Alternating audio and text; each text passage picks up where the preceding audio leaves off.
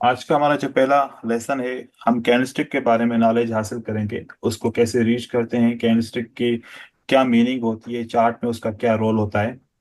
तो वो बहुत इंपॉर्टेंट है पार्ट कैंडलस्टिक का। और यहीं से ही हमारी सारी स्ट्रेटजीज बनती हैं। तो हम कैंडलस्टिक को सही तरीके से रीड करने की कोशिश करेंगे। और जहां पर दिक्कत होगी, जो चीज़ें समझ में नहीं आएंगी, तो उनको बार बार रिव्यू करेंगे। तो कैंडलस्टिक जो होती है वो प्राइस को शो करती है। और कैंडलस्टिक का एक टाइम फ्रेम होता है, वो टाइम की डेटा को शो कर रहे होते हैं, जैसे 1 मिनट की कैंडल या फिर उससे बड़े टाइम फ्रेम की, 5 मिनट की, 15 मिनट की, या 1 घंटे की कैंडल, या एक दिन की कैंडल। वो कैंडल हमें क्या शो करती है? कुछ इन्फॉर्मेशन तो ऐसे सिंपल होती है जो हर एक समझता है, जैसे कि open, close, low, high and body colour. ये इन्फॉर्मेशन सब कोई जानता है। लेकिन आज हम कैंडलस्टिक के बारे में कुछ और भी जानेंगे, जैसे कि कैंडलस्टिक की रेंज थ्योरी कैसे काम करती है, और वो रेंज थ्योरी किस तरीके से यूज की जाती है। For example, if candle bullish और bearish and it have a high and low. जो विक्स होते हैं, ऊपर वाले विक को अपर विक कहते हैं, नीचे वाले विक को लोअर विक कहते हैं। इस पॉइंट से लेके और यहाँ लोअर पॉइंट तक, ये कंप्लीट जो पॉइंट होता है, इस पूरे एरिया को हम कैंडलस्टिक रेंज कहते हैं।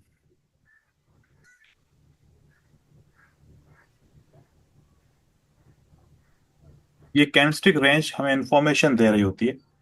और जब दूसरी कैंडलस्टिक यहाँ पर अपीयर होती है, और वो इस रेंज को किस तरीके से ट्रीट कर रही है, तो दो कैंडलस्टिक मिलके हमें बहुत ज्यादा इंफॉर्मेशन दे रही होती है। एक कैंडल भी इंफॉर्मेशन देती है, जैसे कि अगर कोई भी और कैंडलस्टिक का शेप हो, जैसे कि कैंडलस्टिक ऊपर से रिजेक्शन ज्यादा है, रिजेक्शन भी इसको कहते हैं, अपर विक ऊपर से ज्यादा हो, या फिर किसी कैंडलस्टिक का लोअर विक ज्यादा हो, या किसी कैंडलस्टिक का बॉडी छोटी हो और अपर एंड लोअर विक ज्यादा हो, या फिर किसी कैंडलस्टिक के अंदर विक ना हो, या फिर वन साइडेड विक हो, डाउन साइड हो, या फिर अप साइड हो।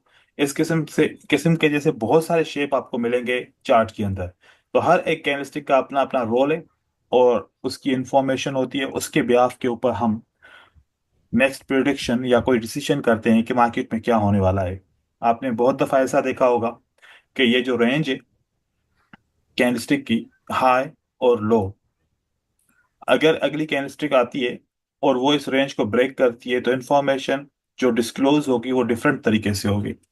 हम जो रीड कर पाएंगे वो इन्फॉर्मेशन डिफरेंट होगी। अगर एक कैंडल हो, साइज में बड़ी है, अगली कैंडलस्टिक इसके इस हाई रेंज हाई को ब्रेक करती है एंड रिजेक्ट होके इसके अंदर क्लोज होती है, तो इसकी भी कुछ अलग इन्फॉर्मेशन होगी। या फिर एक कैंडलस्टिक है, अगली कैंडलस्टिक नीचे आती है, इसके रेंज लो को ब्रेक करते देन मार्केट में ऐसे बनती है, तो इसकी भी इंफॉर्मेशन एक अलग होती है। तो ये कैंडलस्टिक की जो भी इंफॉर्मेशन होती है, वो करंट कॉन्टेक्स्ट के हिसाब से डिफरेंट डिफरेंट हो सकती है। हम इन कैंडलस्टिक के अंदर प्राइस के स्ट्रेंथ, प्राइस की वीकनेस और प्राइस के मोमेंटम को समझने की कोशिश करेंगे।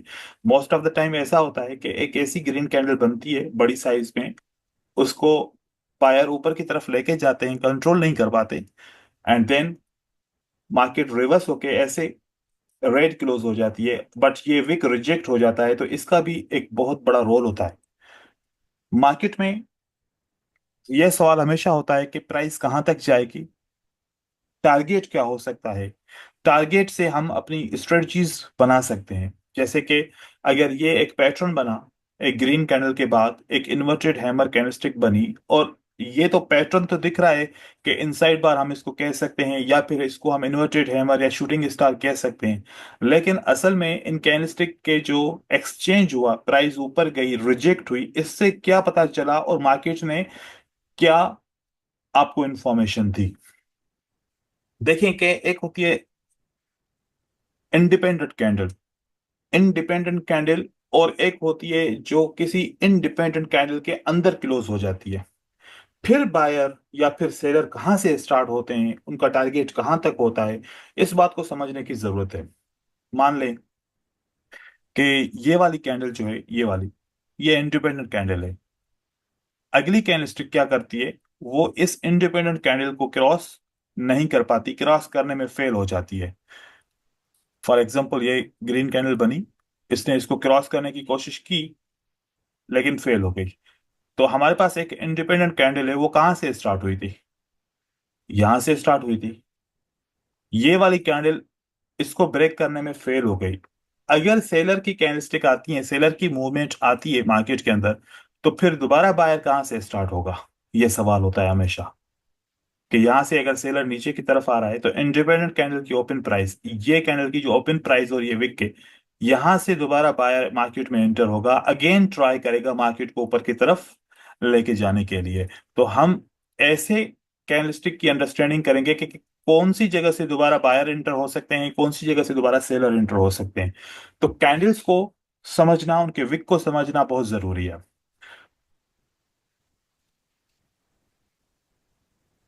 कैंडलस्टिक की रेंज के हवाले से किसी को कोई कंफ्यूजन है कि कैंडलस्टिक की रेंज, जैसे कि एक कैंडल की मैंने हाई को पॉइंट को टिक किया और एक के लो को टिक किया, this is complete the candlestick range. इसके अंदर कोई कंफ्यूजन है, क्लियर है ये पॉइंट? जी सर। ये जो पॉइंट क्लियर ना हो तो आप वो सवाल भी कर सकता है। ओके, ये वाला कॉन्सेप्ट याद रखिएगा। ये एक बड़ी सी ग्रीन कैंडल और एक ऐसी रेड कैंडल जिसने कैंडलस्टिक रेड बनाई और इसके विक को क्रॉस किया, इसको हम बोलते हैं CRT, candlestick range theory setup.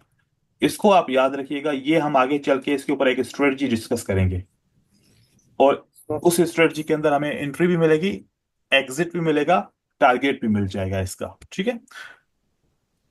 अब इसकी जो बेसिक इंफॉर्मेशन है कैंडलस्टिक की, अगर उसको देखा जाए, तो ये कैंडल आपको शो कर रही है open, low, close and high. Another candlestick है, वो आपको open, close, low and high show कर रही है।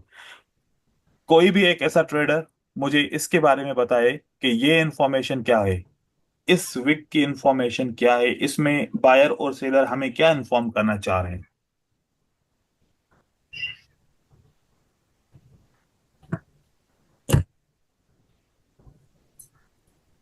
जी, जिसको आ रहा है तो बताए मुझे कि इस लोअर विक में, ग्रीन कैंडल के लोअर विक में क्या इंफॉर्मेशन है, और ग्रीन कैंडल के अपर विक में क्या इंफॉर्मेशन है। ऐसे ही फिर सेलर के अपर विक में क्या इंफॉर्मेशन है, और यहाँ पर क्या इंफॉर्मेशन है।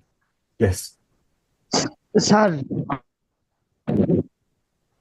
ग्रीन कैंडल में नीचे विक से बायर का पता लगा है और ऊपर का विक से सेलर का पता लगा है। बस यही बात है सिर्फ, या इसके अलावा कुछ है? ओके, ठीक है, मैं आपको लोग बता रहा हूँ क्योंकि आप लोग पार्टिसिपेट नहीं कर रहे, तो चलो कोई बात नहीं, नहीं आता तो मैं आपको बता रहा हूँ। देखें, जब ग्रीन कैंडलस्टिक की ओपनिंग प्राइस हुई थी तो पहले पहले एंट्री की सेलर्स ने, ठीक है, मार्केट में सेलर्स एंटर हुए, इस ओपन प्राइस से सेलर एंटर हुए और इस पॉइंट तक आ गए। फिर इस पॉइंट से बायर ने इन रनिंग सेलर्स को कंट्रोल किया और मार्केट को एक न्यू हाई तक लेकर गए, यहां से लेके यहां तक। क्या देखा गया, ये देखा गया कि जो सेलर एंटर हुए थे मार्केट के अंदर, उनको बायर्स ने कंट्रोल कर दिया।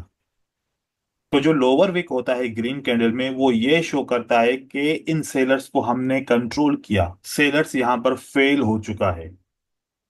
और फिर ऊपर से सेलर इस पॉइंट से, ये वाला जो पॉइंट है, यहां से मार्केट में एंटर हुए और यहां तक आए। जैसे यहां तक पहुंचे तो कैंडल का जो क्लोजिंग टाइम था वो कंप्लीट हो गया और कैंडल क्लोज हो गई।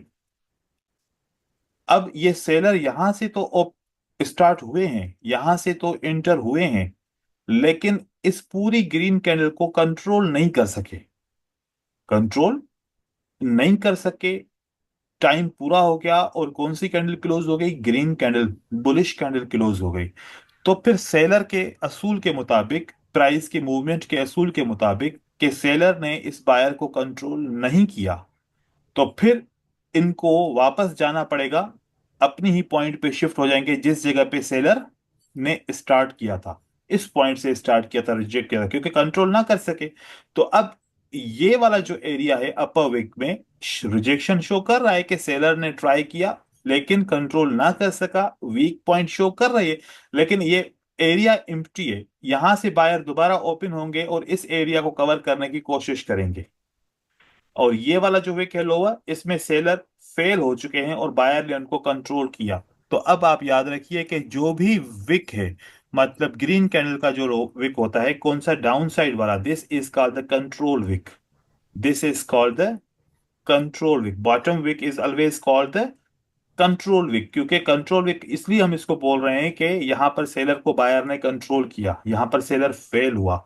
और ये अपर विक में सेलर की रिजेक्शन कह रहे हैं, लेकिन सेलर ने इतना रिजेक्ट नहीं किया कि ये के कैंडल को कन्वर्ट करके रेड बना देते, बियरिश कैंडल बना देते, नहीं, फेल हो गए बियरिश कैंडल बनाने में। उस सूरत में सेलर अपनी पोजीशन वापस उस जगह पे लेके जाएंगे जहां से उन्होंने स्टार्ट किया था। बस एक कंडीशन ऐसी होगी जब सेलर अपनी पोजीशन को वापस नहीं लेके जाएंगे और उसी क्लोजिंग प्राइस पे रहेंगे। याद रखिए क्या, इस क्लोजिंग प्राइस के करीब जो भी होगा नेक्स्ट कैंडल वो बनाएगा। अगर सेलर इस क्लोजिंग प्राइस के करीब है तो सेलर कैंडल बनाएगा, बायर अगर इस क्लोजिंग प्राइस के करीब है तो बायर नेक्स्ट कैंडल बनाएगा। तो हमें नेक्स्ट कैंडल के ऊपर ही ट्रेड करना होता है। हम ये समझने की कोशिश करेंगे कि करीब कौन है क्लोजिंग प्राइस के। तो अब फॉर एग्जांपल एक ऐसी ग्रीन कैंडल हो जिसके ऊपर विक भी आपको नजर आए, और हमने एनालाइज किया कि पास्ट में एक ऐसी लेवल थी जिसको हम रेजिस्टेंस लेवल बोलते हैं। अगर ये रेजिस्टेंस लेवल पास्ट पे है और कैंडलस्टिक क्लोज हुई है, इस सूरत में सेलर इस पॉइंट पे रिवर्स नहीं होंगे, क्योंकि सेलर हमेशा रेजिस्टेंस लेवल पे होते हैं। इस कंडीशन में ये माना जाएगा कि बायर ने इस रेजिस्टेंस लेवल को ब्रेकआउट करने की कोशिश की इसको, लेकिन ब्रेकआउट करने में बायर फेल हो गया। सेलर ने इस रेजिस्टेंस पे, सेलर इतने स्ट्रांग थे कि प्राइस को रिजेक्ट किया। अब ये बायर क्लोजिंग प्राइस पे हैं और रेजिस्टेंस पे सेलर हैं, इन दोनों में इतना ज्यादा डिफरेंस नहीं है, तो ये रेजिस्टेंस ज्यादा पुश करेगी कि नेक्स्ट कैंडल किसी तरीके से सेलर की बने। और अगर यहां पर जैसे कि रेजिस्टेंस लेवल नहीं है और रेजिस्टेंस लेवल यहां पर है, क्योंकि जहां रेजिस्टेंस लेवल होगी सेलर भी वहां से आएगा। तो अगर ये और ये गैप है तो next candle most of the time क्या करेगी, कंटिन्यू करेगी, and then that can become a green candle. फिर दोबारा सेलर स्टार्ट होगी कौन सी पॉइंट से, इस जगह से। अब देखो कि अब सेलर की पॉइंट बिल्कुल करीब है, तो सेलर, अगर ये बायर की कैंडल ब्रेक नहीं करती तो सेलर वापस मार्केट में आ जाएंगे। अब हम देखें कि अगर ये कैंडल बन जाए, रेजिस्टेंस लेवल यहां पर है और बायर ने कंट्रोल किया, तो फिर सेलर कहां जाएंगे, सेलर फिर अगली पॉइंट पे शिफ्ट हो जाएंगे, इस पॉइंट पे। यहां से सेलर, क्योंकि बायर ने कंट्रोल कर दिया तो सेलर शिफ्ट हो गए ऊपर और ये रेजिस्टेंस बिकम सपोर्ट बन गया। फिर बायर कंट्रोल करते हैं तो सेलर और ऊपर की तरफ शिफ्ट हो जाएंगे। अब सेलर कहां पर शिफ्ट है, वो इस पॉइंट पे शिफ्ट है। अब बायर ने क्या किया, end of the day time पे यहां पर ब्रेक किया लेकिन नहीं कर सके, वापस आ गए और उसी जगह पे क्लोज हो गए जहां पर सेलर ने अपना घर बनाया हुआ है, वहां पर आके रुक गए। इस कंडीशन में फिर आप देखते हैं कि मार्केट रिवर्स होती है मोस्ट ऑफ द टाइम। जब कैंडलस्टिक अपने विक को क्रॉस नहीं करता, it means that they close inside the sellers area, तो फिर सेलर्स वहां से मार्केट में एंटर होते हैं। तो हम इस विक के अपर ब्रेकआउट, विक के अनेबल टू अपर ब्रेकआउट, ये हम फोकस करेंगे। इससे हमें एंट्री पॉइंट का पता चलेगा कि सेलर और बायर किस तरीके से मार्केट की मूवमेंट करते हैं। तो कंट्रोल विक की अगर बात की जाए तो कौन सा कंट्रोल विक है, से बायर की कैंडल में कंट्रोल विक कौन सा रहेगा, ये वाला। और सेलर की कैंडल में कंट्रोल विक कौन सा रहेगा, ये ऊपर वाला, वाला। ऊपर वाला। क्योंकि जो इंफॉर्मेशन बायर यहां से ओपन करते हैं उसके नीचे सेलर फेल हुए, सेलर ने यहां से ओपन किया एंड देन यहां से बायर ने ट्राई किया, फेल हुआ, सेलर ने कंट्रोल किया। ठीक है ना। तो याद रखिएगा कि ये ऐसे अपोजिट इंफॉर्मेशन देखेंगे, ऐसा ना कि आप यहां पर कंट्रोल विक देख रहे हैं तो फिर इसकी पॉइंट के ऊपर कंट्रोल विक देख रहे हैं। अब यहां पर मैं एक और चीज डिस्कस करना चाह रहा हूं कि विक की जब हम बात कर रहे थे, मार्केट में हमें एक ऐसी अंडरस्टैंडिंग सीखनी है कि अगर फॉर एग्जांपल ये सेलर की कैंडल है, ठीक है, ये सेलर की कैंडल मान लो कि एक डाउन ट्रेंड शो कर रही है, उसके बाद अगर ये सेलर की कैंडल बन जाए तो आप क्या मतलब निकालोगे कि सेलर क्या करना चाहेंगे मार्केट में, क्या करना चाह रहे हैं। कंटिन्यू। सेलर कंटिन्यू करना चाह रहे हैं। मोस्ट ऑफ द टाइम क्या होगा कि सेलर ऐसी कैंडल बनाएंगे तो ये शो कर रहे हैं कि बायर कौन सी जगह पे मौजूद है, इस पॉइंट पे, नीचे। यहां पर मौजूद है। तो मार्केट क्या करेगी अब, कंटिन्यू। कंटिन्यू करना चाहेगी, है ना। तो मार्केट नीचे कंटिन्यू करेगी, यहां तक कंटिन्यू करे, हो सकता है ब्रेक ना कर सके, हो सकता है ब्रेक कर ले, चलो ये बात की बात है कि ब्रेक करती है नहीं करती। लेकिन यहां तक अगर एक विक आता है सेलर का, तो क्या करेगा सेलर, इसको कंटिन्यू करने की कोशिश करेगा। इसी तरीके से अगर एक ग्रीन कैंडलस्टिक बनती है एंड देन एक ये इन्वर्टेड हैमर कैंडलस्टिक बनती है, तो अब इसकी कंडीशन क्या आती है कि क्या होगा कि मार्केट में बायर कंटिन्यू करने की कोशिश करेगा, हो सकता है यहां तक कंटिन्यू करे। ठीक है। अब इसी के साथ एक और कंडीशन बता रहा हूं कि अगर यहां पर बायर की ऐसी कैंडल बन जाए और ये अपर विक जो है ये इसको ब्रेकआउट नहीं कर सका, तो ये हमारे लिए क्या बन जाएगा, एक रेजिस्टेंस बन जाएगा। रेजिस्टेंस के नीचे क्लोज हो गया। अब जैसे यहां पर आप सोच रहे हैं कि यहां तक बायर ने कंटिन्यू किया, अब यहां पर चांसेस कम हो जाएंगे। इसी तरीके से जब सेलर की कैंडलस्टिक को देखेंगे, किसकी कैंडलस्टिक को, सेलर की कैंडलस्टिक को, और ये अगर कैंडलस्टिक इस सेलर के विक के अंदर क्लोज हो जाती है, तो आप क्या सोचेंगे कि यहां पर अब सेलर के कंटिन्यू करने के चांसेस बहुत कम है, कम है। तो यहां पर बायर के आने के चांसेस ज्यादा हैं। ठीक है।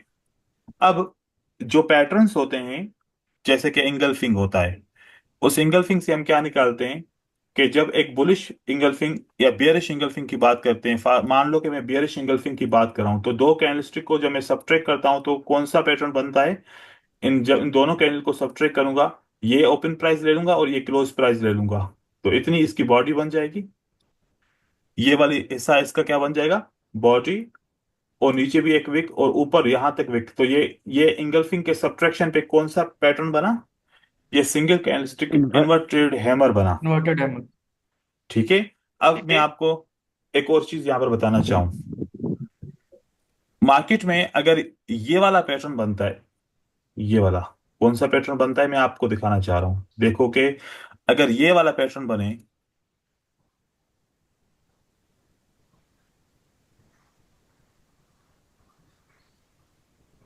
ये कौन सा पैटर्न है, बुलिश का पैटर्न है ना। Piercing line. Very nice, piercing line. Piercing line के आगे बहुत सारे लोग क्या समझते हैं कि नेक्स्ट कैंडल क्या होगी, ऊपर की तरफ जाएगी, बुलिश पैटर्न है, लोग ऐसे समझते हैं, है ना। अब आप देखो कि यहां पर अगर जब इनकी मैं सब्ट्रैक्शन कर रहा हूं, इन दोनों की सब्ट्रैक्शन की, तो यहां पर मुझे क्या मिला,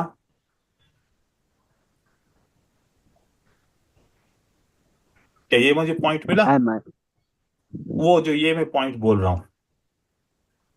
अब ये इसके बाद अगली कैंडल कौन सी बनेगी, ग्रीन बनेगी या रेड बनेगी, हम सिर्फ और सिर्फ इन दो कैंडलस्टिक को देखते हैं, बाकी हम कुछ भी नहीं देखते। हम इन दो कैंडल को देख के क्या हम बोल सकते हैं कि अगली कैंडल ग्रीन बनेगी, नहीं सर। हम क्या देखेंगे फिर, वो रेंज ये बायर नहीं नीचे नहीं नहीं बोलते नहीं हैं। नहीं नहीं नहीं नहीं नहीं ऊपर से, ऊपर से सेलर पास में है। नहीं नहीं नहीं नहीं नहीं नहीं, अभी बहुत कच्चे हो, अभी बहुत कच्चे हो। ठीक है। मैं ये बस टेस्ट कर रहा हूँ कि आप लोगों से जो मैं बार बार पूछ रहा हूँ ना, मैं सिर्फ टेस्ट कर रहा हूँ कि आप लोगों की लेवल क्या है। ठीक है। अब मैं आपको बता रहा हूँ, अब आप काम करो, ये नीचे की दो कैंडल को आपने क्या करना है, नीचे की दो कैंडल को हमने क्या कर दिया भाई, हमने सब्ट्रैक्ट किया। अगली कैंडल देखो, अगली कैंडल का विक ये है। ठीक है। जब मैं सब्ट्रैक्ट करूंगा, तो ये जो बियरिश हैमर बनेगा कहां पर बनेगा, अगले विक के, बीच में सर।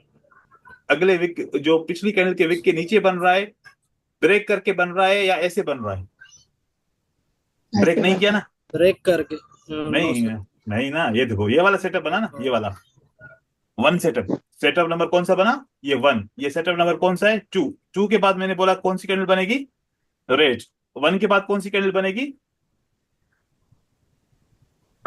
ग्रीन। वन के बाद ग्रीन बनेगी, हाँ। सर नो वो सर। वाइट बनेगी। देखो, ये कैंडल और नो ये सर। कैंडल, अब बीच वाली दो कैंडल को हटा दो। मान लो कि ये बीच वाली दो कैंडल है ही नहीं, तो फिर मैं दो कैंडल को जोड़ लूं तो क्या बनेगी? ये वाली बनेगी ना कैंडल। हाँ, ये बनी ना। कौन सी कैंडल बनेगी? ग्रीन बनने के चांसेस है ना? हाँ, जी सर, जी yes sir, sir, yes green sir. बनने के चांस पूछिए। ठीक है, ग्रीन बनने के चांसेस है। अगर ये इस विक को कोई भी, मैं जब पियर्सिंग लाइन पैटर्न को देखते हैं, लोग सिर्फ पियर्सिंग लाइन पैटर्न को देखते हैं, इस कैंडल को नहीं देखते। अब मैं यहां पर एक और सेटअप बना रहा हूं, सिर्फ समझो कि हमने सोच कैसे लड़ानी है, हम किस तरीके से मार्केट की स्टडी करेंगे, तब हम कामयाब जाएंगे। ये देखो, ये विक है इस कैंडल में, अगली कैंडलस्टिक नीचे की तरफ आ गई। ओके, अब मैं एक ग्रीन कैंडल बना रहा हूं। ठीक है, ये भी तो पियर्सिंग लाइन है ना, जैसे कि यह यस जी पियर्सिंग सर। लाइन है। लेकिन जब मैं सब्ट्रैक्ट कर रहा हूं, तो देखो कि हैमर कहां पर बनेगा? इस कैंडल के विक के नीचे। विक के नीचे बन रहा है, इसका मतलब अगली कैंडल कौन सी बनेगी? इस रेड पैटर्न के बनेगी। बाद रेड बनने की कोशिश रेड। रेड बनेगी। ज्यादा है। ठीक है, रेड बनने की चांसेस ज्यादा हो जाएंगे। तो हम ये इस तरीके से भी एनालिसिस करेंगे अपनी कैंडलस्टिक के पैटर्न की, कि ये विक बड़े इंपॉर्टेंट है, बहुत इंफॉर्मेशन देते हैं। यहाँ छोटे छोटे पॉइंट्स को आप इग्नोर करेंगे। ये क्या है? ये बेसिक्स है। ये यूं समझो कि कैंडलस्टिक प्राइस, कैंडलस्टिक को रीच करने के ये एबीसीडी है, इसकी अल्फाबेट है। और ये बेसिक है असल में, जो मैं ये बता रहा हूं। बेसिक ये नहीं है कि जस्ट पैटर्न को, इकराम आप अपना माइक्रोफोन ऑफ ही रखिए क्योंकि आपकी तरफ से शोर बहुत है।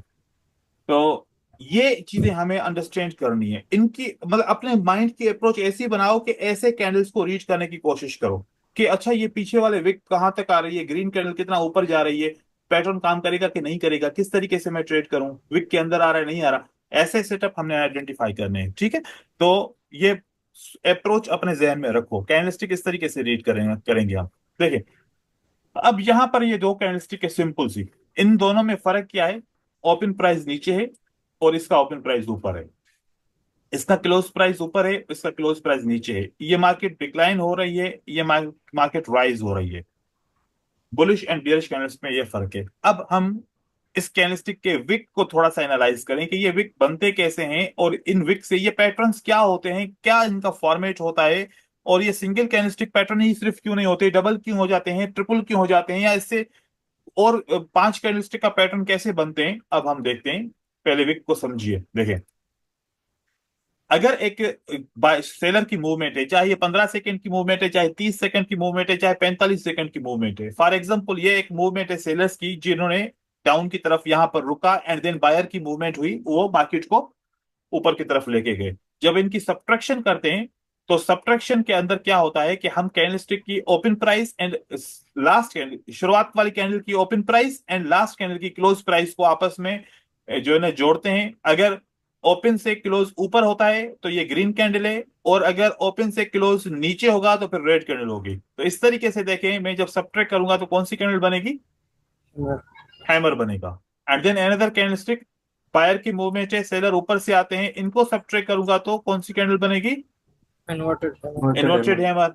इसी तरीके से यहां पर इन दो कैंडल को सब्ट्रैक्ट करूंगा तो क्या मिलेगा मुझे? Spinning top. Spinning top. अभी नहीं कह सकते, पता नहीं ये टॉप पे अपियर हुआ है, पता नहीं बॉटम पे अपियर हुआ है। अगर स्पिनिंग बॉटम, कैंडल के हाँ स्पिनिंग कैंडल बोलेंगे, क्योंकि जब टॉप पे होगा तो टॉप बोलेंगे, बॉटम पे होगा तो फिर बॉटम बोलेंगे इसको। ठीक है, अभी के लिए हम इसको स्पिनिंग कैंडल बोल रहे हैं। देन इस कैंडल को देखिए, और देन इसकी सब्ट्रैक्शन के बाद देखें। अब इन चार कैंडलस्टिक में पैटर्न कौन कौन से हैं? तीन। तीन कैंडलस्टिक के पैटर्न है, बाकी पैटर्न नहीं है, ऐसा ही है। हम्म। वो जो पैटर्न है उनको हम पैटर्न बोल रहे हैं, लेकिन दूसरों को पैटर्न हम नहीं बोल रहे। एक कैंडल को, इसको पैटर्न नहीं बोल रहे, इसको पैटर्न इसलिए बोल रहे हैं कि ये कौन सी कैंडल है? ये स्ट्रांग है। इसको पैटर्न इसलिए बोल रहे हैं क्योंकि ये कौन सी कैंडल है? weak, वीक है। इसको पैटर्न इसलिए बोल रहे हैं कि ये कौन सी कैंडल है, normal, न्यूट्रल। neutral, और इसको पैटर्न इसलिए नहीं बोल रहे कि इस कैंडल का क्या है, normal. नॉर्मल। normal, मतलब पैटर्न वो होता है जो ये तीन इंफॉर्मेशन के ऊपर बने, या तो स्ट्रांग कोई कैंडल बने उसको पैटर्न का नाम दे सकते हैं, या तो वीक कैंडल बने उसको वीक कोई इंफॉर्मेशन बने उसको हम पैटर्न का नाम दे सकते हैं, या तो न्यूट्रल बने उसको इंफॉर्मेशन दे सकते हैं। पैटर्न का नाम याद करने की जरूरत नहीं है इतनी खास, लेकिन उसको कैंडलस्टिक को समझें कि अब इंफॉर्मेशन कैंडलस्टिक ने कौन सी दी।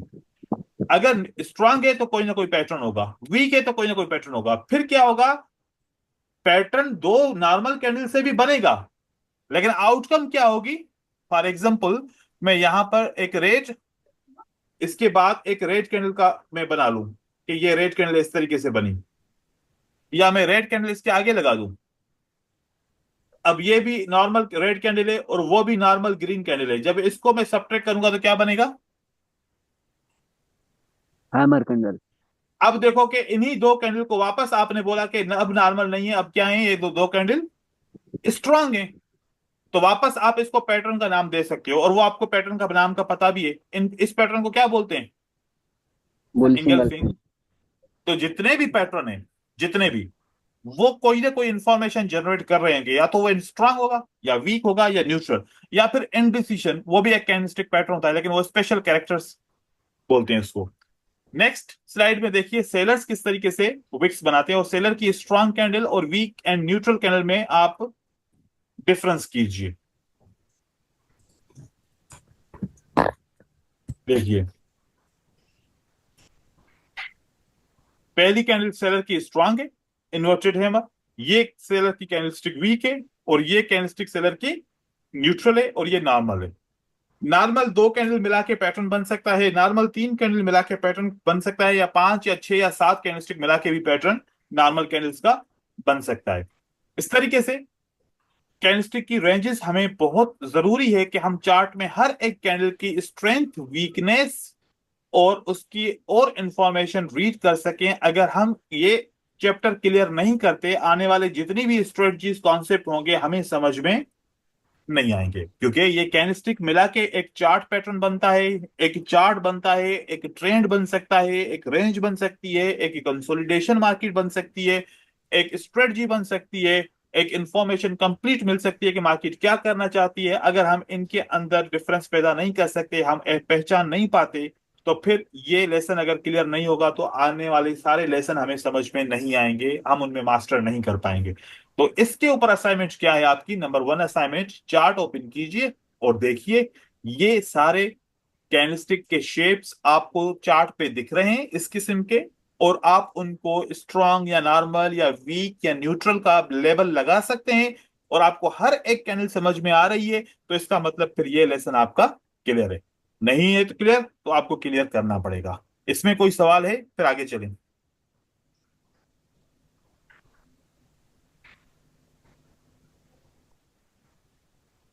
No, sir. Okay, then candlestick की सीक्वेंस होती है मोस्ट ऑफ द टाइम। अगर एक छोटी सी ग्रीन कैंडल हो, उसके बाद ग्रीन कैंडल साइज में बड़ी हो जाए, तो अब क्या आप मानेंगे कि बायर का मोमेंटम इंक्रीज हो रहा है, बायर पावरफुल हो रहा है, क्या ऐसा मानेंगे। सर ये Yes. बायर का एग्रेशन ना। नहीं, मैं ये कह रहा हूं कि अगर ग्रीन कैंडल छोटी है साइज में, उसके बाद जो ग्रीन कैंडल आई है वो साइज में बड़ी है, बॉडी उसकी बड़ी है, अब क्या मैं मानूं कि ये दोनों, ये कैंडल और ये कैंडल मिला के बता रहे हैं कि बायर की स्ट्रांग मूवमेंट है या वीक Yes, sir. मूवमेंट है। Strong, strong. yes strong. sir, तो strong, अच्छा, अगली कैंडल जो बनेगी वो इस कैंडल से साइज में छोटी हो जाए, तो फिर अब क्या बोलूं कि बायर वीक होना शुरू हो गए।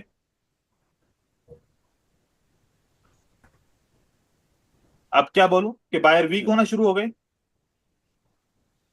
हम्म, और उसके बाद अगली कैंडल इससे भी वीक छोटी बन जाए, तो अब मैं क्या बोलूं कि बायर वीक होना शुरू हो गए, और अगली कैंडलस्टिक फिर स्ट्रांग बन जाए तो क्या बोलूं कि अब बायर वापस स्ट्रांग हो गए। एग्जॉस्टन हो गए। हाँ, देखो जवाब नहीं है ना। नहीं। देखिए, लोग समझते हैं कि इसलिए छोटी वो कैंडल के बाद, मार्केट का स्ट्रक्चर होता है कि वो कैंडल को स्मॉल मीडियम और लार्ज में बनाता है, तो इस चीज को ऐसे नहीं डिफाइन कर सकते कि अगर छोटी बन रही है तो बायर का मूवमेंट स्लो है और बड़ी बन रही है तो बायर का मूवमेंट ज्यादा है। Very nice. इसका मतलब है कि कैंडल की साइज से कैंडल कैंडल की स्ट्रेंथ के बारे में हम अकेले तो जांच सकते हैं, लेकिन क्लस्टर ऑफ कैंडलस्टिक में नहीं जांच सकते।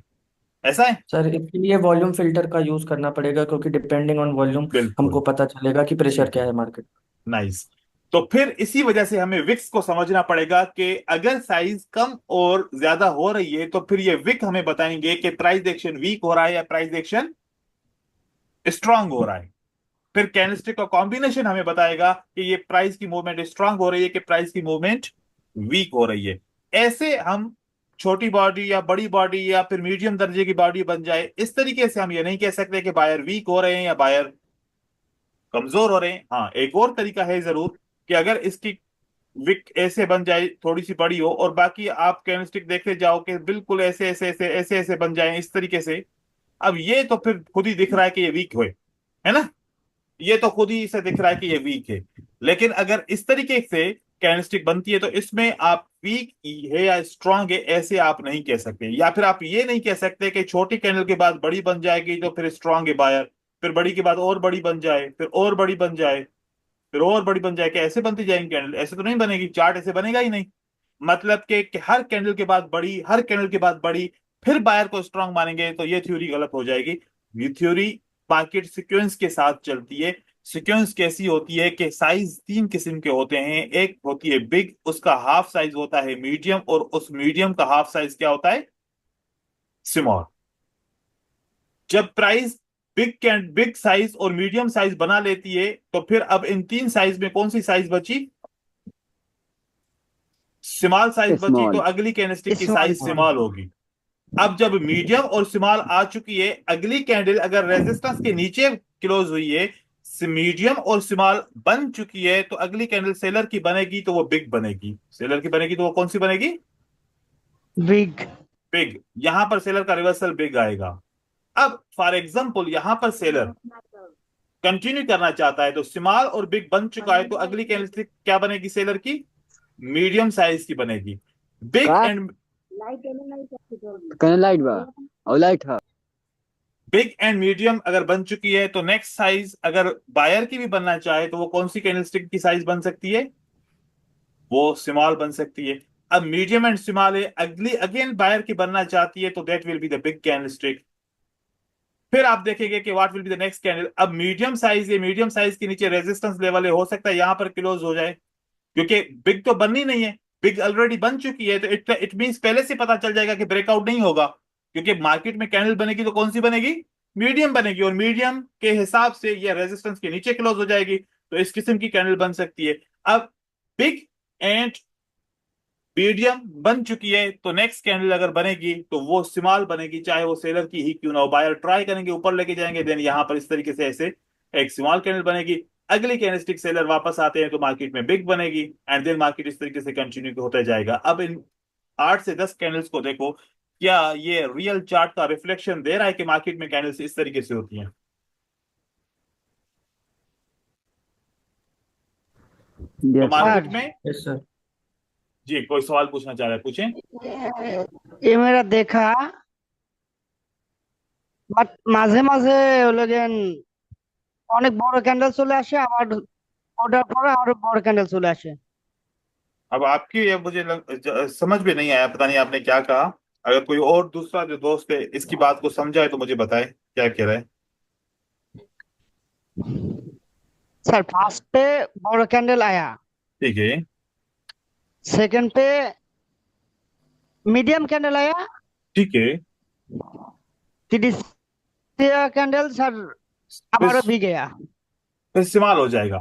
लेकिन देखो कि ये देखो, आप ये फार्मूला यूज कर सकते हो, लेकिन मार्केट है, मार्केट इस फार्मूले को 100% यूज नहीं करेगी, क्योंकि उसके बाद और भी फोर्स होगी। कौन सी?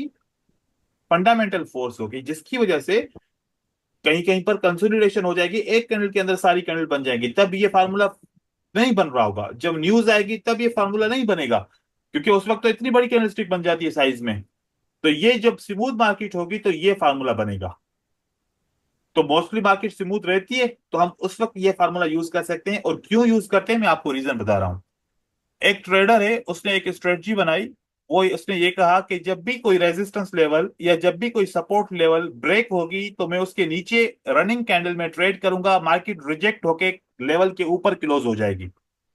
जैसे कि वो उन्होंने एक फार्मूला बनाया कि एक ग्रीन कैंडल जैसे इसको ब्रेक कर रही है तो मैं इस लेवल के ऊपर एक रिजेक्शन का सेल का ट्रेड करूंगा, जैसे ही मार्केट क्लोजिंग पे आएगी तो एक नीचे ऐसे क्लोज हो जाएगी और मेरा ट्रेड यहां पर होगा सेल का, तो मेरा ट्रेड क्या हो जाएगा, विन हो जाएगा।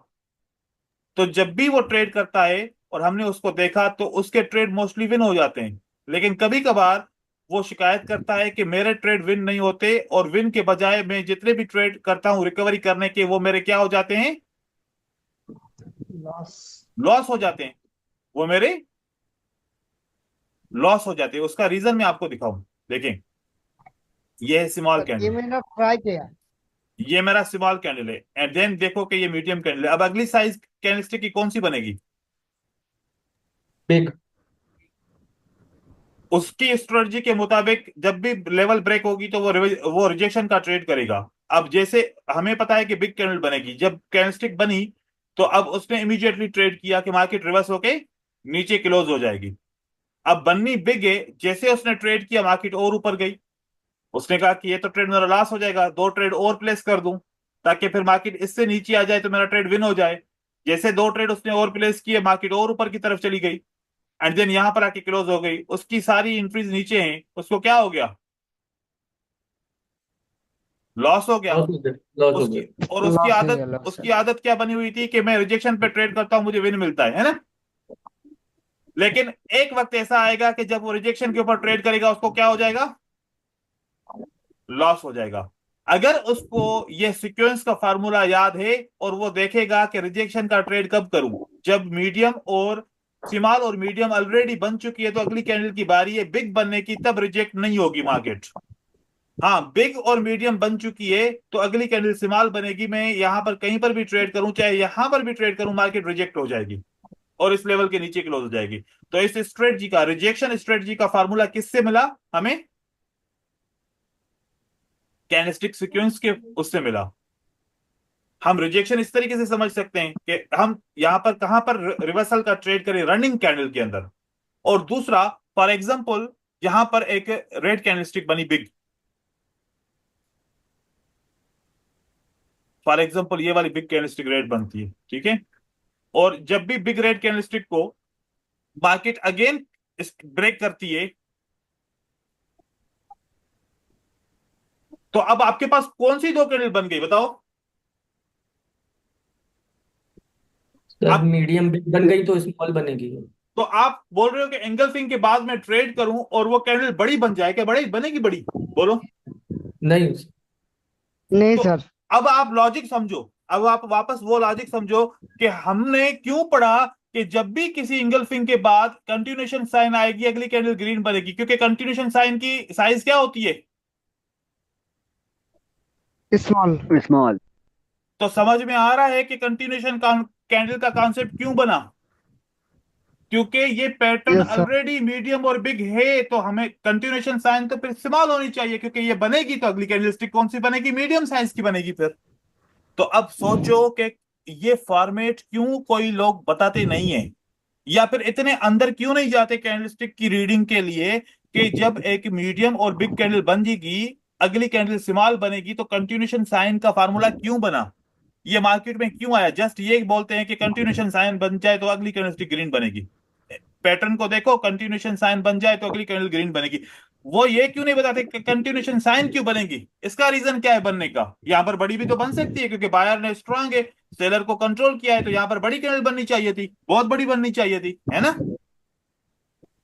लेकिन तो सर कैंडलस्टिक इसका अपने आपने एक और क्रूशियल रोल बताया था सर, ये पैटर्न का एक हाँ क्रूशियल रोल फॉरेक्स मार्केट में भी था कि अगर हम टाइम फ्रेम को बढ़ा दें और ये जो सीक्वेंस को पैटर्न को फॉलो करें तो जब बिग कैंडल हमारी आएगी तो हम उसमें बड़ा प्रॉफिट मार्जिन कैप्चर भी कर सकते हैं। बिल्कुल। आप वन डे की कैंडल की साइज को देख रहे हैं, आपको पता चलेगा आज ट्रेंड होगा या आज रेंज होगा। आप एक घंटे की कैंडल को देखेंगे तो एक घंटे के लिए अगर बिग एंड मीडियम कैंडल बन चुकी है तो अब स्मॉल मूवमेंट होगी, तो स्मॉल मूवमेंट मतलब मार्केट रेंज बनाएगी या कंसोलिडेशन बनाएगी, आप लोअर टाइम फ्रेम पे उसको यूज कर सकते हो। अब रिट्रेसमेंट कैंडल हमेशा छोटी क्यों होती है बताओ? क्योंकि big and medium candle already बन चुकी है, तो अगली कैंडल की साइज क्या बनेगी? स्मॉल बनेगी। स्मॉल। और वो हमें पता है कि सिमाल बनेगी, तो अगर सिमाल की साइज यहां तक फिट हो जाएगी तो हम इसको क्या मानेंगे? What is this? It is a retracement candle, next candle will be the green. तो ग्रीन हम भी ये कैंडल। बोलते हैं कि इसकी वजह से ऐसे होगा, लेकिन असल में कैंडलस्टिक की सीक्वेंस, कैंडलस्टिक की साइजेस के बारे में हम जितना ज्यादा जानेंगे हमें उतना पता चलेगा कि एंट्री पॉइंट कहां पर लगाएं, कैसे एंटर करें ट्रेड को। तो ये चीज बहुत इंपॉर्टेंट है, और इससे आपके एंट्री पॉइंट्स भी बन सकते हैं। आपको ये पता होना चाहिए कि छोटी कैंडल क्यों बनती है, या मीडियम साइज की कैंडल क्यों बनती है, वजह क्या होती है, उससे पैटर्न किस तरीके से बनते हैं। तो यहां पर जो कंटिन्यूएशन साइन का कॉन्सेप्ट है ना, क्योंकि बारी किसकी है, कौन सी कैंडल के साइज की बारी है, वो एक स्मॉल छोटी कैंडल। स्मॉल की है। और स्मॉल कैंडल में हमने देखा कि ये एक न्यूट्रल कैंडल है जिसको हम कंटिन्यूएशन साइन बोलते हैं। ये एक स्ट्रांग हैमर की कैंडल है जिसको हम कंटिन्यूएशन साइन बोलते हैं। ये एक इन्वर्टेड हैमर की कैंडल है जिसमें बोलते हैं कि सेलर यहां पर है, ये एरिया खाली है, तो बायर कंटिन्यू करेगा। इसके ब्याज के ऊपर हम बोलते हैं कि मार्केट अगली कंटिन्यू करने के चांसेस ज्यादा हैं। लेकिन अगर ये सारी कैंडल क्लोज ही रेजिस्टेंस के नीचे हो जाए तो फिर कंटिन्यूएशन साइन वर्क करेगी? नहीं सर, फिर वो नहीं कंसोलिडेशन में। सर। तो फिर अगर ग्रीन कैंडल का विक इतना हो कि ये इसके अंदर ही क्लोज हो जाए तो फिर तो कहानी खत्म हो गई ना, फिर तो ये कंटिन्यूशन साइन काम नहीं करेगी। अब फिर कौन सी अगली कैंडल बनेगी साइज की? मीडियम बनेगी। अगर ये स्मॉल बनी है, ये बिग बनी है, तो साइज कौन सी होगी सेलर की? सेलर बड़ी कैंडल नहीं बनेगी, फिर सेलर की कौन सी साइज बनेगी? मीडियम बनेगी। अब स्मॉल एंड मीडियम बन चुकी है, और अगर दोबारा बायर मार्केट में आना चाहते हैं तो बायर की कौन सी कैंडल बनेगी? बिग कैंडल बनेगी। Big big. बनेगी। और ये ब्रेकआउट दोबारा करेंगे, तो ब्रेकआउट का रीजन ही यही है, ट्रू जगह पे ब्रेकआउट हुआ क्योंकि बिग कैंडल बननी थी, इसकी वजह से ये ब्रेकआउट हुआ। तो मार्केट उस ब्रेकआउट के लिए ब्याज के ऊपर अगेन स्मॉल कैंडलस्टिक बनाएगी, एंड देन फिर इस तरीके से साइज बढ़ती जाएगी मार्केट के। तो हर एक पॉइंट, हर एक मूवमेंट के ऊपर लॉजिक है। ऐसा नहीं है कि मार्केट में इस तरीके से ही बस अपनी वजह से, बस डिमांड एंड सप्लाई की वजह से बस कैंडल बनती है, नहीं। कैंडलस्टिक जो बनती है एक फीड के तहत, एक फार्मूला के तहत बनती है, उनकी साइज भी इस तरीके से बनती है। हर बार ऐसा ही होता है, क्योंकि आप देखते हो कि डायरेक्ट पैटर्न को ट्रेड करते हैं इतना ज्यादा प्रॉफिट नहीं मिलता, लेकिन कंटिन्यूशन साइन के बाद ट्रेड करते हैं वहां पर प्रॉफिट मिल जाता है। तो ये पीछे इनके राज हैं इस तरीके के ये रूल्स फॉलो हो रहे हैं मार्केट के अंदर, ठीक है। एंड देन ये तो मैंने आपको कॉन्सेप्ट समझा दिया, आप इसको प्रैक्टिस भी कीजिएगा, देखिएगा चार्ट के अंदर आपको बहुत ज्यादा इसके अंदर चीजें नजर आएंगी और फायदा भी होगा। Now single candlestick pattern. Single candlestick pattern हमारे कौन से हैं? Bullish hammer, inverted hammer, spinning candle, marubozu, close marubozu, and then open marubozu. These are the single candlestick pattern. और यहां पर आप देखें तो बियरिश कैंडलस्टिक के ये पैटर्न है। अब जितनी भी कैंडलस्टिक को सब्ट्रैक्ट करोगे तो आपको ये, दो कैंडल को सब्ट्रैक्ट करो तो आपको ये पैटर्न मिल सकते हैं, तीन कैंडल को सब्ट्रैक्ट करो ये पैटर्न मिल सकते हैं, पांच कैंडल को सब्ट्रैक्ट करो ये पैटर्न मिल सकते हैं। तो अगर 5 मिनट पे हैमर की कैंडल है, मतलब के पांच, एक एक मिनट की कैंडल को सब्ट्रैक्ट किया तो वहां पर हैमर बन गया। इस तरीके से सिंगल कैंडलस्टिक पैटर्न, हम इसको प्राइमरी पैटर्न भी कह सकते हैं कि जितनी भी कैंडल को सब्ट्रैक्ट करो तो एंड में एक ये सिंगल कैंडलस्टिक पैटर्न ही बनेगा। इन पैटर्न को याद रखो, इनकी स्ट्रेंथ एंड वीकनेस को आइडेंटिफाई करो। ये सब स्ट्रेंथ वाइज या तो स्ट्रांग है, या तो वीक है, या तो न्यूट्रल है, इनमें कोई भी नॉर्मल कैंडल नहीं है। और इसी तरीके से जो हैमर होते हैं, हैमर के साथ पिन बार्स भी होते हैं, ये वाले पिन बार्स, ये हैमर की तरह दिखते हैं। हैमर ज्यादा स्ट्रांग होता है, पिन बार उससे कम स्ट्रांग होता है। और इसकी कुछ टेक्निक्स होती है, वो आगे चल के इसके पढ़ेंगे टेक्निक्स। देन उसके बाद देखें कि रिवर्सल एंड कंटिन्यूशन में क्या फर्क है। यहाँ पर ये रिवर्सल पैटर्न्स मैंने ड्रॉ किए और इस साइड पे मैंने कंटिन्यूएशन पैटर्न ड्रॉ किए। अब देखिए कि अब मार्केट क्या कह रही है। रिवर्सल मतलब कि पहले डायरेक्शन अपोजिट था एंड देन उसके बाद डायरेक्शन क्या हो गया, चेंज हो गया। पहले का डायरेक्शन क्या है मार्केट का, डाउन की तरफ, डाउन देन मार्केट ऊपर जा रही है, down up, down up, up down, up and down, up and down. लेकिन यहां पर पहले ही मार्केट ऊपर जा रही थी, अब भी ऊपर जा रही है। इसको कंटिन्यूएशन असल में बोलते हैं कि मार्केट पहले ही एक डायरेक्शन में जा रही थी और मार्केट उसको कंटिन्यू कर रही है। तो ये हमारे पास रिवर्सल पैटर्न है एंड कंटिन्यूएशन पैटर्न है। अगर हम विनिंग रेशियो की बात की जाए विदाउट फिल्टर, देखो विदाउट फिल्टर मैं सोचता हूं कि कौन ट्रेड करेगा विदाउट फिल्टर। विदाउट फिल्टर तो विनिंग रेशियो इतना आएगा ही नहीं। 55%, 60%, 50% ये विनिंग रेशियो आएगा विदाउट फिल्टर। क्योंकि हम एनालिसिस इसलिए करते हैं ना कि हम अच्छे अच्छे वाले पैटर्न को ट्रेड करें जो हमें विनिंग दे। तो हम ऐसे बगैर सोचे समझे एसएनआर का इस्तेमाल किए हुए बगैर, हम सीक्वेंसिंग कॉन्सेप्ट को यूज किए हुए बगैर, स्ट्रेंथ एंड वीकनेस को, ट्रेंड्स को, सारे दूसरे कॉन्सेप्ट को यूज किए बगैर अगर पैटर्न को देख के जस्ट हम ट्रेड करेंगे तो फिर अच्छा नहीं बनेगा।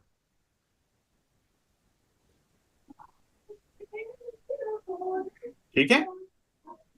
तो ये है हमारे पास single candlestick pattern, reversal pattern और कंटिन्यूएशन। कंटिन्यूएशन का विनिंग रेशियो ज्यादा होता है क्योंकि ऑलरेडी मार्केट इंफॉर्मेशन देती है कि हम कंटिन्यू करेंगे मार्केट को। देन हमारे पास डबल कैंडलस्टिक पैटर्न है। डबल कैंडलस्टिक पैटर्न के अंदर एक बुलिश इंगल्फिंग, बियरिश इंगल्फिंग उसके अपोजिट होगी, या outside bar, bearish outside bar and piercing line inside bar and bullish harami. Next side, इस साइड पे आप देखें बियरिश इंगल्फिंग है, आउटसाइड बार है, डार्क क्लाउड कवर है and then inside bar and then bearish harami. अब इनके कुछ रूल्स हैं।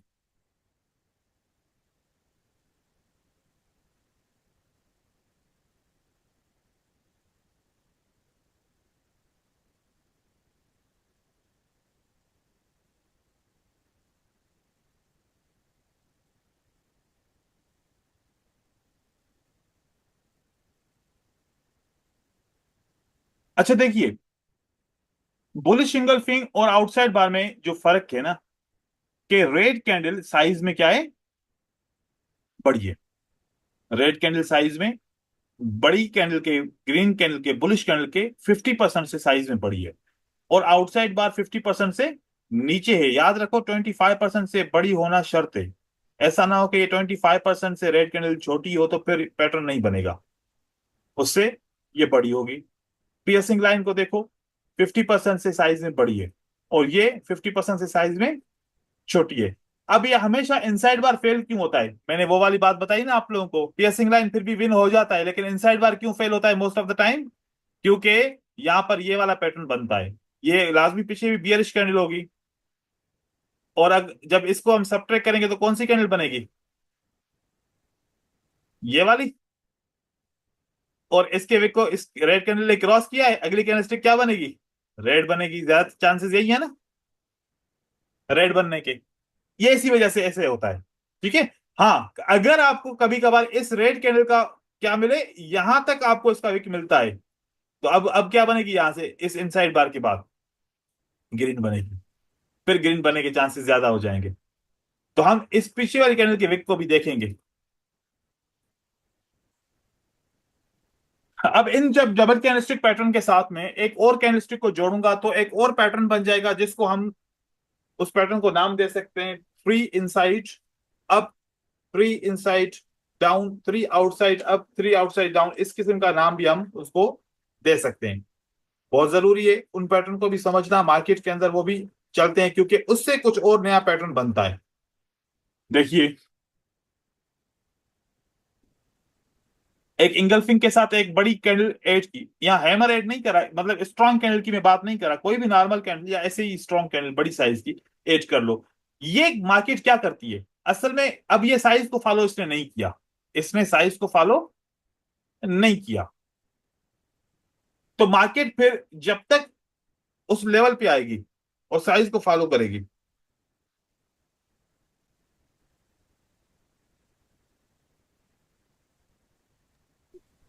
एक मिनट सिर्फ होल्ड कीजिए।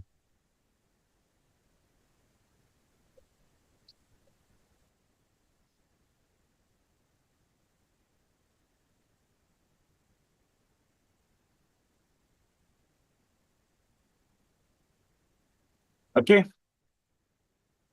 देखिए यहां पर ये वाला पैटर्न बना, 3 outside up and then 3 inside up. यहां पर सीक्वेंस मार्केट फॉलो करती है। यहां पर ये चार्ट एक ही पैटर्न है, इसलिए आपको साइज में बड़ा दिख रहा है। चार्ट पे इतने ज्यादा बड़े पैटर्न नहीं बनते ये। 3 इनसाइड अप ये पैटर्न है, इसको भी हम इग्नोर नहीं करेंगे। Then 3 inside down, 3 outside down and then 3 inside down. अभी के लिए ये पैटर्न आप लोगों ने ऑब्जर्व करने हैं मार्केट के अंदर। इन्हीं पैटर्न के ऊपर आपने मुझे काम दिखाना है। एंड जो जो मैंने रनिंग क्लास के दौरान आप लोगों को काम दिया वो करना है, और स्ट्रेटजी के ऊपर जो काम दिया है वो करना है। अब किसी को भी कोई सवाल है तो वो सवाल पूछ सकता है, क्योंकि नेक्स्ट जो दूसरे morning star, white soldier, black rose, evening star, या फिर मीटिंग पैटर्न या ट्विजर टॉप, जो भी पैटर्न है वो नेक्स्ट क्लास में डिस्कस हो जाएंगे। इससे रिलेटेड जिसको भी कोई सवाल है वो पूछ सकता है।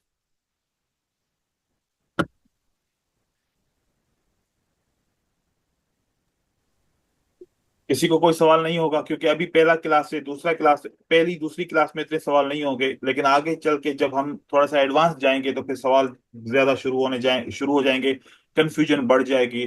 तो फिर उस वक्त सवाल मेरे ख्याल में ज्यादा होंगे। और फिर हम नेक्स्ट क्लास में ऐसा करेंगे कि जब आप लोग जैसे ही क्लास ज्वाइन करोगे, आप लोगों को डाउट्स होंगे, शुरू शुरू में 10-15 मिनट डाउट्स क्लियर किए करेंगे, फिर लेसन को कंटिन्यू करेंगे। इस तरीके से आहिस्ता आहिस्ता आपका लेसन ऐसे बढ़ता जाएगा, और आपको फिर मैं असाइनमेंट्स भी ज्यादा देता जाऊंगा। ठीक है, तो ये क्लास में वापस रिकॉर्ड की हुई है, यूट्यूब के ऊपर अपलोड करूंगा और आप लोगों को इसका लिंक शेयर करूंगा थोड़ी देर के बाद।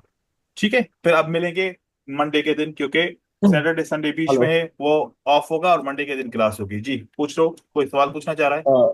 सर, आपने ये कोई भी एप्लीकेशन में आपने चेक कर सकते हैं ना, मतलब कोई भी, कोटेक्स में भी अपने ये कोई यूज भी, कर सकते हैं ना। कोई भी ऐसे, मतलब कि एक एक ब्रोकर के साथ नहीं है कि उसके उस पे नहीं, कोई भी हो। मैं आप लोगों को रियल मार्केट की स्ट्रेटजीज भी सिखाऊंगा, मैं आपको ओटीसी मार्केट की स्ट्रेटजीज भी सिखाऊंगा।